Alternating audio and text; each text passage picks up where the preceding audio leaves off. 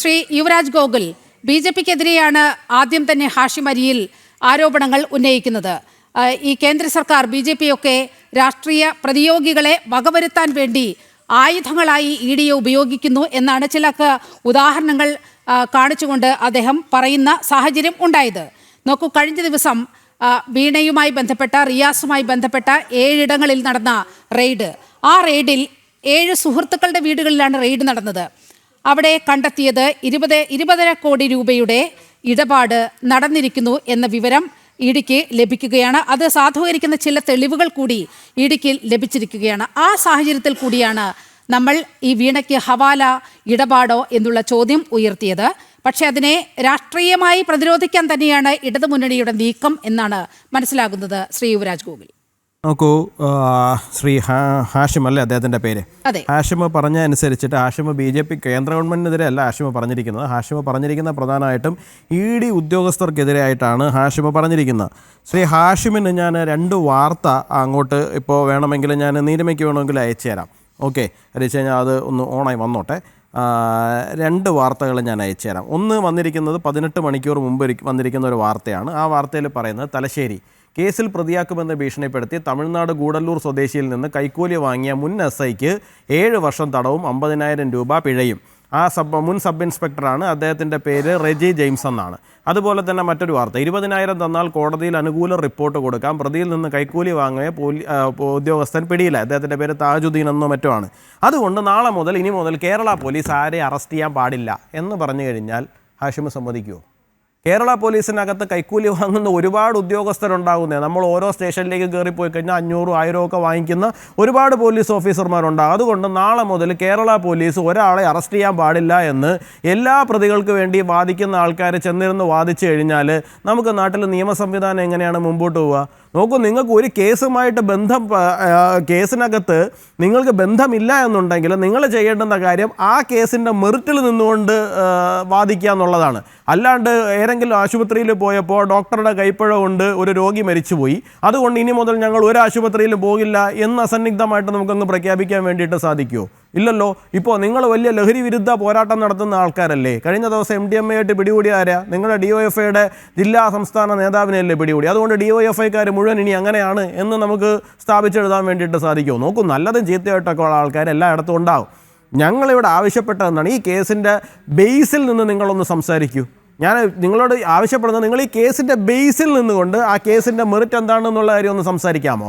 നിങ്ങളിവിടെ പറഞ്ഞു, താങ്കൾ പറഞ്ഞ കാര്യം ഉള്ളി തൊലിക്കാൻ പോകുന്നതാണ് EDക്ക് നല്ലത്, അതുപോലത്തെ പണിയാണ് ഇപ്പോൾ ചെയ്തുകൊണ്ടിരിക്കുന്നത്.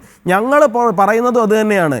ഉള്ളി തൊലിച്ചു കൊടുത്തതിനാണ് ഇത്രയും രൂപ വാങ്ങിയത് എന്നെങ്കിലും ഒരു കണക്ക് പറയാൻ വേണ്ടിയിട്ട് ശ്രീമതി വീണയോട് പറയണം. അതായത് എന്താണ്, CMRLൻ്റെ ഓഫീസിൽ ഞാൻ ഉള്ളി തൊലിച്ചു കൊടുത്തതിൻ്റെ പൈസയാണ് എനിക്ക് കിട്ടിയിരിക്കുന്നത് എന്നെങ്കിലും ഒന്ന് പറയാൻ വേണ്ടിയിട്ട് ശ്രീമതി വീണയോട് പറയണം. അപ്പം നമുക്ക് മനസ്സിലാവും, ഞാൻ 5 ലക്ഷം ഉള്ളി ഇരുന്ന് തൊലിച്ചു കൊടുത്തു, ഒരു ഉള്ളിക്ക് എനിക്ക് ഏതാണ്ട് 10 രൂപ വെച്ച് കിട്ടി, അങ്ങനെയാണ് എനിക്ക് ഇത്രയും പൈസ കിട്ടിയത്.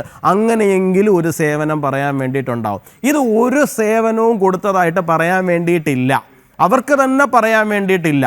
നമ്മൾ 2024 മുതൽ ഈ വിഷയം സംസാരിക്കുകയാണ്.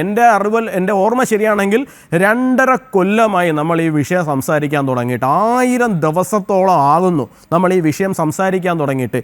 ഇത്രയും നാളായിട്ടും പബ്ലിക്കിൻ്റെ മുമ്പിൽ വന്നിട്ട് ഞാൻ കൊടുത്ത സേവനങ്ങൾ ഇന്നതാണ് എന്ന് പറയാൻ വേണ്ടിയിട്ട് വീണ മാഡം തയ്യാറായിട്ടില്ല. ആ തയ്യാറാകാത്ത ഇടത്താണ് ഈ പ്രശ്നം. ഉള്ളി തൊലിച്ചു എന്ന് പോലും അവർക്ക് പറയാൻ വേണ്ടിയിട്ടില്ല എന്നുള്ളതാണ് യാഥാർത്ഥ്യം. അപ്പോൾ അങ്ങ് ആദ്യം ചെയ്യേണ്ടുന്ന കാര്യം, ഈ കേസിൻ്റെ മെറിറ്റ് എവിടെയാണ് കിടക്കുന്നത്, അതിനകത്ത് അടിസ്ഥാനമുണ്ടോ എന്നുള്ള കാര്യം പരിശോധിക്കുകയാണ്. അതിനുശേഷം നമുക്ക് ED ഉദ്യോഗസ്ഥർ അവിടെ കൈക്കൂലി വാങ്ങിയോ, ഇവിടെ കൈക്കൂലി വാങ്ങിയോ എന്നൊക്കെ ഉള്ള കാര്യത്തെക്കുറിച്ചിട്ട് നമുക്ക് ചോദിക്കാം. നോക്കൂ, ഇവിടെ കണ്ടെത്തിയിരിക്കുന്നത് ആകാശത്ത് നിന്ന് എടുത്തുകൊണ്ട് വന്നിരിക്കുന്നതല്ല. ശ്രീമതി വീണയുടെ വീട് റെയ്ഡ് ചെയ്യുന്ന സമയത്ത് അവിടെ നിന്ന് പിടിച്ചെടുത്തിരിക്കുന്ന ഡയറിക്കകത്ത് അവർ സ്വന്തം കൈപ്പടയിൽ എഴുതിയിരിക്കുന്നതാണ്, അവരുടെ ഹാൻഡ് റിട്ടൺ നോട്ടാണ്. നോക്കൂ, നമ്മൾ ഇന്ന് ഈ സംസാരിക്കുന്ന സമയത്ത് EDയുടെ പ്രസ് റിലീസ് വന്നിട്ട് 24 മണിക്കൂർ പിന്നിട്ടു. അതെൻ്റെ കൈപ്പടയല്ല എന്ന് പറയാൻ വേണ്ടിയിട്ടെങ്കിലും അവരോ, അല്ലെങ്കിൽ ഇതെൻ്റെ മകളുടെ കൈപ്പടയല്ല എന്ന് പറയാൻ വേണ്ടിയിട്ട് ശ്രീ പിണറായി വിജയനോ, കേരളത്തിൻ്റെ ബഹുമാന്യനായ പ്രതിപക്ഷ നേതാവോ ഈ നിമിഷം വരെ ആയിട്ടും തയ്യാറായിട്ടില്ല. അവിടെയാണ് പോയിന്റ് ഇരിക്കുന്നത്.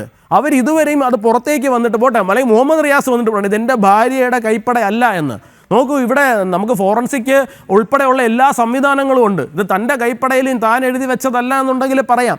ഇവരിപ്പോൾ ഇത് പിടിച്ചെടുത്തുകൊണ്ട് പോയിട്ട് തൊട്ടടുത്ത ദിവസം തന്നെ വന്നിട്ട് ഈ ഡയറി കിട്ടിയിട്ടുണ്ട്, ഡയറിയിൽ ഇങ്ങനെ എഴുതിയിട്ടുണ്ട് എന്ന് പബ്ലിക്കിനോട് പറയുകയല്ല. പകരം എന്താണ്, ഈ ഡയറിയിൽ എഴുതിയിരിക്കുന്ന കാര്യങ്ങളെ പരിശോധിക്കുകയും കഴിഞ്ഞ 1-2 മാസങ്ങളായിട്ട് അതിൻ്റെ പിറകിൽ മണി ട്രയൽ അന്വേഷിച്ച് പോവുകയും ചെയ്തതിന് ശേഷമാണ് വളരെ കൃത്യമായിട്ട് അവർ പറഞ്ഞിരിക്കുന്നത് ഒരു ഹവാല ചാനൽ ഇതിനകത്ത് ഓണായിട്ടുണ്ട്, ഹവാല പണം അയച്ചിട്ടുണ്ട് എന്നുള്ളതിനെ കുറിച്ചിട്ട്. അപ്പോൾ തീർച്ചയായിട്ടും താങ്കൾ ഉൾപ്പെടെയുള്ള ആൾക്കാർ മനസ്സിലാക്കേണ്ടുന്ന കാര്യം എന്ന് പറഞ്ഞു കഴിഞ്ഞാൽ ചെറിയ ഒരു പണിയല്ല ഇവിടെ നടന്നിരിക്കുന്നത്. അതിഗുരുതരമായിട്ടുള്ള ആരോപണമാണ് ഉണ്ടായിരിക്കുന്നത്.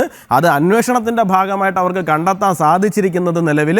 ഇത് മുമ്പോട്ട് പോകുന്ന സമയത്ത് എന്താണ് ഇങ്ങനെ നമുക്ക് ഉള്ളി തൊലിച്ച കഥയൊന്നും പറഞ്ഞു കഴിഞ്ഞാൽ ഈ കേസിൽ നിന്ന് ഊരിപ്പോകാൻ പറ്റുമെന്ന് എനിക്ക് തോന്നുന്നില്ല. അപ്പോൾ തീർച്ചയായിട്ടും കേരളത്തിൻ്റെ പ്രതിപക്ഷ നേതാവ്, മുൻ മുഖ്യമന്ത്രി, അദ്ദേഹത്തിൻ്റെ ഓഫീസ് കേന്ദ്രീകരിച്ച്, അദ്ദേഹത്തിൻ്റെ കുടുംബം കേന്ദ്രീകരിച്ച്, അദ്ദേഹത്തിൻ്റെ വീട്, അദ്ദേഹത്തിനെതിരെ ആദ്യമായിട്ടല്ല ഇത്തരത്തിലൊരു ആരോപണം ഉണ്ടാകുന്നത്. മുമ്പ് സ്വപ്ന സുരേഷിൻ്റെ ആരോപണം വിഷയം വരുന്ന സമയത്തും ഈ റിവേഴ്സ് ഹവാല വിഷയം അവരെടുത്തിട്ടിരുന്ന വിഷയമാണ്.